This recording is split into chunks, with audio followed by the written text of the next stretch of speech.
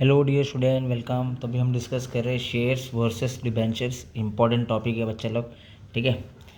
Shares is a part of share capital of the company. इसको risk capital भी बोलते हैं, इसको ओन कैपिटल भी बोलते हैं, और ये ना it is also known as ownership security, ठीक है। शेयर्स ओनरशिप है या ओन कैपिटल है। Debenture is a certificate of loan taken by company.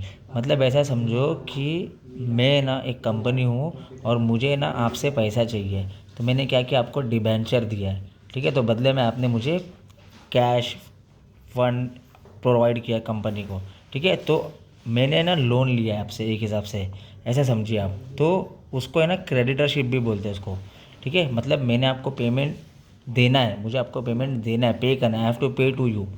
तो शेयर्स मतलब क्या है, शेयर कैपिटल का पार्ट है। और डिबेंचर मतलब क्या है कि मैंने आपको डिबेंचर इशू किया है, तो बदले में आप मुझे ना मतलब फंड प्रोवाइड करो कंपनी को।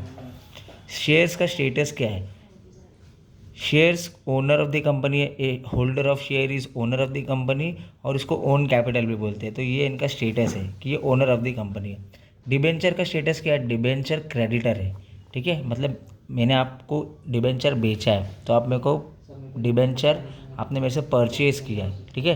तो बदले में मैं क्या करूँगा, मैं आपको डिबेंचर दूंगा, आपने मुझे अमाउंट दिया है, तो वो सर्टेन अमाउंट मुझे आपको पे करना है और उसके इंटरेस्ट के साथ मुझे पे करना है। तो आप क्रेडिटर है, ये आपका स्टेटस है, ठीक है। और शेयर का स्टेटस ये है कि ओनर है, ओन कैपिटल है। शेयर्स का नेचर परमानेंट है। शेयर्स का नेचर कैसा है बच्चे लोग? परमानेंट। और डिबेंचर का नेचर टेम्पररी है। Shares it is not repeat during the life time of the company. मतलब अगर आपने इक्विटी शेयर खरीदा है ना, तो वो आपको पैसा मिलने वाला नहीं है अनलेस एंड अनटिल जब तक वो कंपनी का डिसोल्यूशन नहीं होता, कंपनी बंद नहीं पड़ जाती है।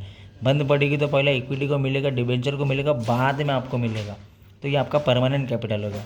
और डिबेंचर कैसा है? टेम्पररी है, और ये आपको है ना पे कर देगी कंपनी।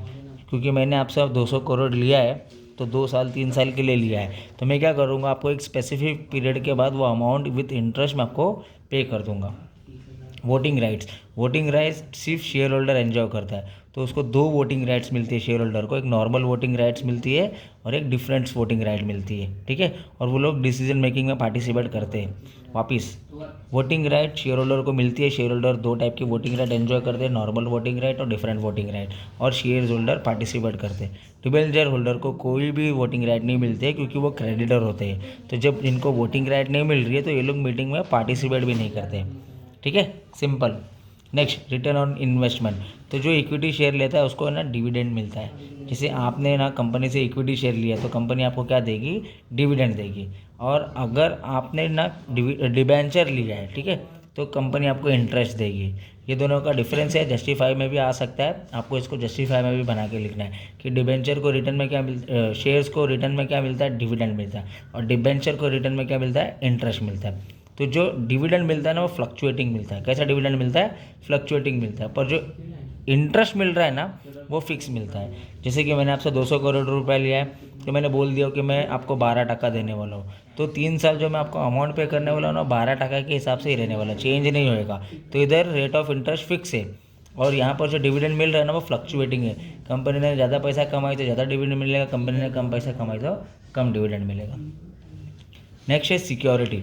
तो शेयर्स है ना अनसिक्योर है। शेयर्स कैसा है? अनसिक्योर है। No security is offer to the share holder. पर डिबेंचर ऐसा नहीं है, डिबेंचर सिक्योर्ड है। सिक्योर्ड मतलब अगर मैंने आपको आपका 200 करोड़ नहीं दिया, तो आप क्या करेंगे, कंपनी में आके उसका assets, plan, building, land, machinery वो आके लेके चले जाएंगे, और आप है ना एसेट के ऊपर चार्ज भी कर सकते हैं, प्रॉपर्टी के ऊपर। तो शेयर्स का सिक्योरिटी क्या है? ये अनसिक्योर है, और डिबेंचर सिक्योर है। अनसिक्योर है तो कोई सिक्योरिटी नहीं मिल रही है, डिबेंचर सिक्योर है तो आपको ना एसेट्स के ऊपर चार्ज भी कर सकते हैं। शेयर्स का टाइम ऑफ इशू क्या है भाई? इनिशियल टाइम पे देती है इक्विटी।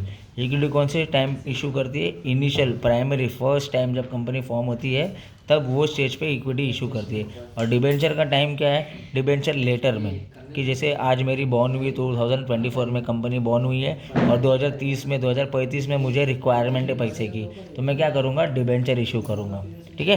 तो टाइम ऑफ इशू इधर प्राइमरी है, जब कंपनी बॉर्न हुआ जब, और यहाँ पर क्या टाइम है? यहाँ पर कंपनी जब लेटर ऑन फंड की रिक्वायरमेंट पड़ेगी जब।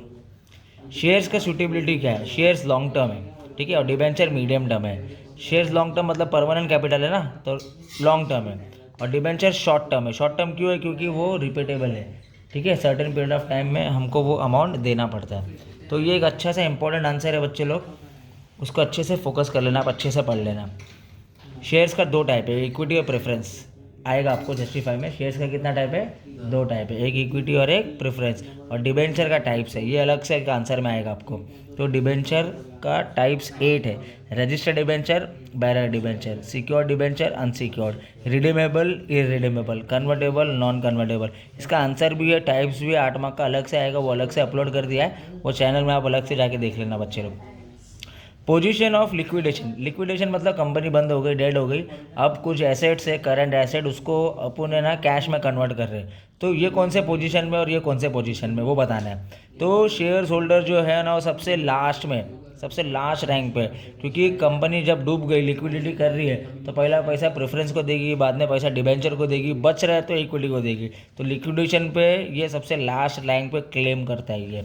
और डिबेंचर में क्या बताएंगे कि भाई ये क्रेडिटर है ना, तो ये प्रायर पे रहेगा, जैसी लिक्विडिटी होगी तो कंपनी क्या करेगी, इसको पेमेंट इसका कर देगी। तो ये अच्छे से इंपॉर्टेंट आंसर है, बच्चे लोग इस पर फोकस करना, अच्छे से इसको स्टडी कर लेना। Thank you so much, all the best.